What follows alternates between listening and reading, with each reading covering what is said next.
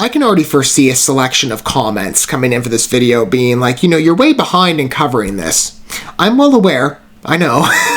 I've been saying for a long time I'm in a catch-up phase, years in fact. And this particular project follows a pursuit of, being able to catch up with older projects that I've wanted to consult for a while, at least publicly, and actually get coverage published. Because even more specific with the art of racing in the rain, this follows a recent path of what I've been explaining for the last couple of months pertaining to a certain selection of releases that'll build out in regards to a body on this channel, but temporarily in terms of examples, let's say Brahms the Boy 2, The Aeronauts, Arctic, films I published coverage for, films I was able to cover a while ago, where the original footage has been sitting on a hard drive for some number of years now.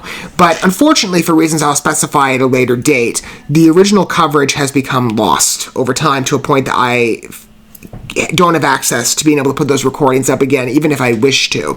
And ideally, it would have been the goal for me to publish a cover something on this movie on time. I know. But better late than never, even several years later, it seems. But for, a dog movie, especially ones of, I believe, some vocalization on behalf of our furry friends, or who we wish we could be furry friends to in real life, but allergies preclude us. Anyway, I don't know. I always grew up wanting a dog as a kid, and that just did not happen. My nose says otherwise. These types of films are quite charming to me, as they are for anybody. So in terms of gauging older works that I would have liked given a fair shake to in their time, but still want to consult now, and I'm in a mood, checking out what's out there in regards to releases that because there's so many different types of cinematic endeavors that vie for your attention, but we're only able to access so many, per particular season. And I'm in a mood right now where I'm like, I want to go back and look at projects that I missed out on, and films that I didn't offer thoughts on that probably deserved some recognition publicly. Maybe there's some of you that would agree that The Art of Racing in the Rain, you've not happened to look at this film yet, but maybe you've heard the title, maybe you're not even aware of it.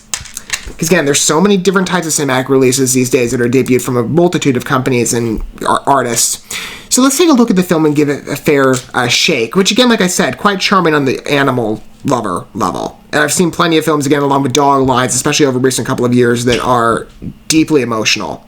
Not just in their personality, but in the response from said audience. I think back to, let's say, A Dog's Purpose. I was bawling in the theater, as everybody else in my party was too.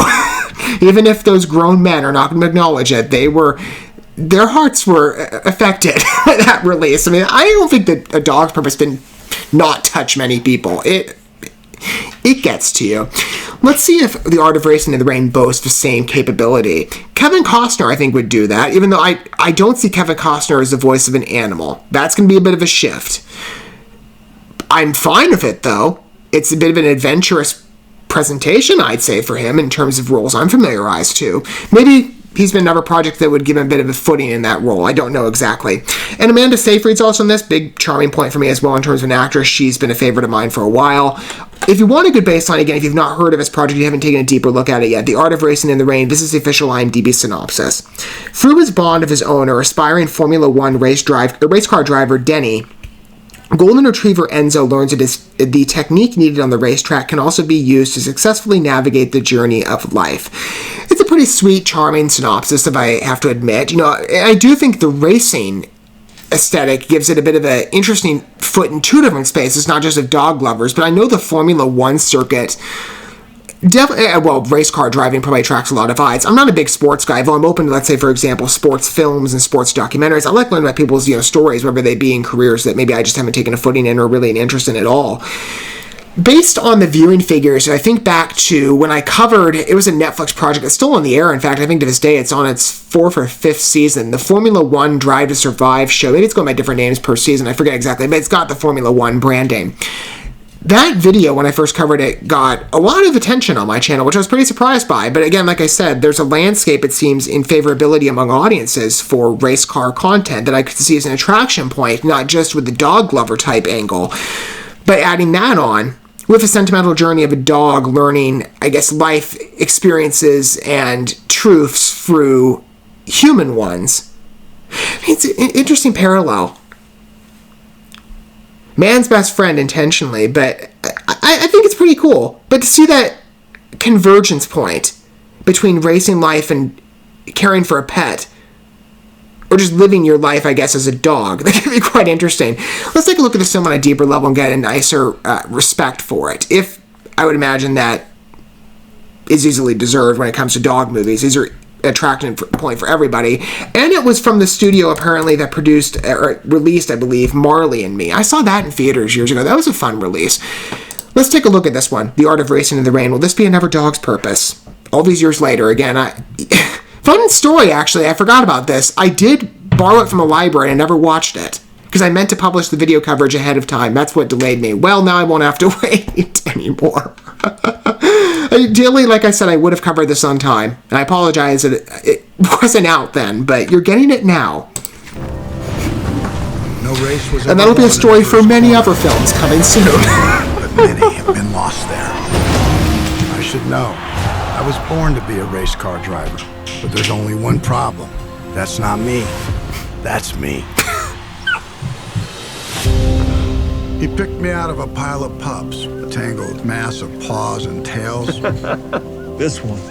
Definitely this one. The pick of the litter. Established foundation that a lot of our dog films run with, but it tears at the heartstrings of everybody. It's a cute dog. Call it fate, call it luck. All I knew was I was meant to be his dog. Man, I wish I could have a pet. Like it. I loved it. The sound, Dang personal physiology. I felt like I truly belonged. In racing, your car goes where your eyes go. Not really much of a dog person. He's more person than dog. Denny was clearly taken with her. Okay, I buy the chemistry. Who's the lead actor here? Does he always stare at people like this? If he likes them. Milo Ventimiglia. He's got a familiar face. I've probably seen him around in another project, but him and Amanda Seyfried, I sense a good connection here that makes me buy it for the movie. Focus only on the present.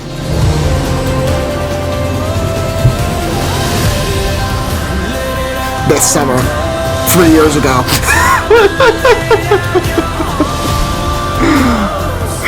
Enzo! No one knows what curves life will throw at you. But if a driver has the courage to create his own conditions, then the rain is simply rain. Good scripting. Who wrote this? For now, all I want Mark is Baumbach and Garth Stein. Okay. Faster, Denny. Faster. Beautifully shot too to tie in with that mood. Come here. It must be amazing to have a body that can carry an entire creature inside. I just hoped it would look like me.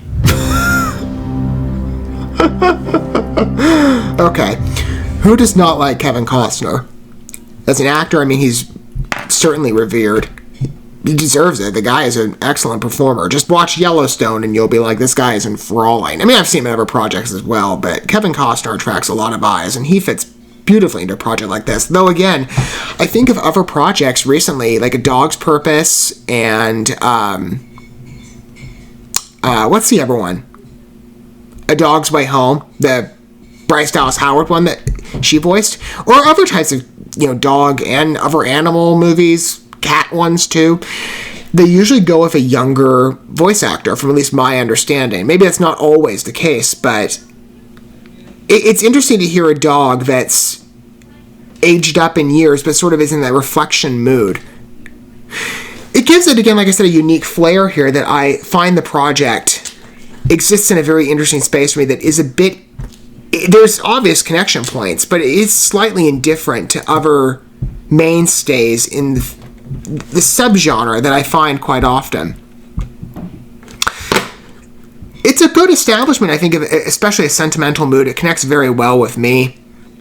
I really wish I could have a dog. I always did as a kid. It's just, like I said, sinus congestion and allergies say otherwise. I freaking hate it. Oh, man. I'll tell you, everybody around me is like, they have pets. They can tolerate them. I can't.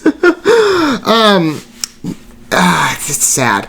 I bury my sorrows, though, in dog movies. It works. I don't get an allergy attack. It's nice. Even though it's not the same, it's a good approximation for me.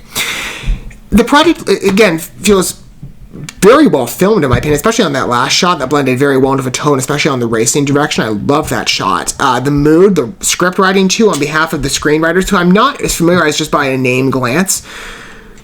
sufficient delivery, in my opinion. And the chemistry between the two leads, Amanda Seyfried, of course, and Milo Ventimiglia. That's how you pronounce it. I apologize if it's not. What has he been in terms of familiarity? Second Act. I've heard of that. Oh, he's been in This Is Us. Okay, that's a deeply recognized show among many of our audience members. I have not watched it yet, personally. Oh, he was in... that's how I know him. Gotham. He was the ogre. Okay. Familiarized face. I knew he rang a bell aesthetically to me. Like, I know I've seen this guy in something, and that's what it was. Pretty sure I haven't seen him in anything else. Nothing here is ringing a bell other than Gotham. And some of our projects by name, to be fair. Okay, the guy can definitely do chemistry based on that role, actually, though the ogre was quite dark. I mean, for those of you who have not watched Gotham, great show. He was playing a serial killer, so it's a very different role than a sentimental dog owner with a wife.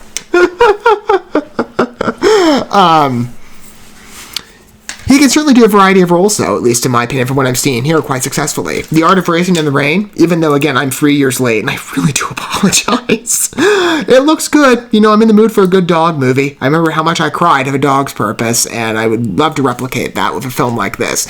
And especially one as sentimental, and I would imagine there are going to be probably tears flowing at just how much it touches you. I would think. Dog movies are all the same in that respect, and I say that as a praiseworthy element. Let me know your thoughts down below for those of you who perhaps are looking at this going, yeah, you're really behind. Again, like I said, I know. But maybe some of you never got a chance to entertain The Art of Racing in the Rain. And if so, perhaps we're in the same boat. Even though, again, like I said, I looked at this years ago, so it wouldn't... Okay. Some would argue, and I understand this criticism, that if I brand this as a first impression reaction, it's not technically correct, but it's been so long that it might as well have been. So it basically counts. I mean, again, in terms of branding, I'm very structured. I don't tend to deviate that often.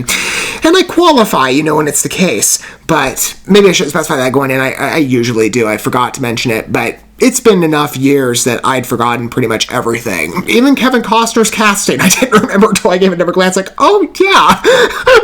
Anyway, I don't know. You basically got a first impression, even though it's not technically so, but it might as well be. Let me know your thoughts down below, whatever side of the perspective you come from, whether it's in having seen this movie and you're reflecting on somebody who's now watching it very late and covering it very late, or for some of you who perhaps, again, like I said, based on how many projects are offered these days, maybe you overlooked it, maybe you weren't even aware of this project released. Maybe you figured you'd get to it one day, right? Maybe that day will be soon, like me. Let me know your thoughts down below if you wish to entertain this project, and what your thoughts are on the trailer overall. I'm impressed by it. Like I said, dog movies for me are always an easy grab. So, I'm game. Even if this were maybe a campier movie, if it were depicted as maybe being inferior to others, I'd still entertain it. I'm always game for emotional thrill rides like this, or whether they devolve into sob fests. But sweet ones, and deserved. And I would think for a story that exhibits deep lessons like The Art of Racing in the Rain seems to, it's going to have that effect.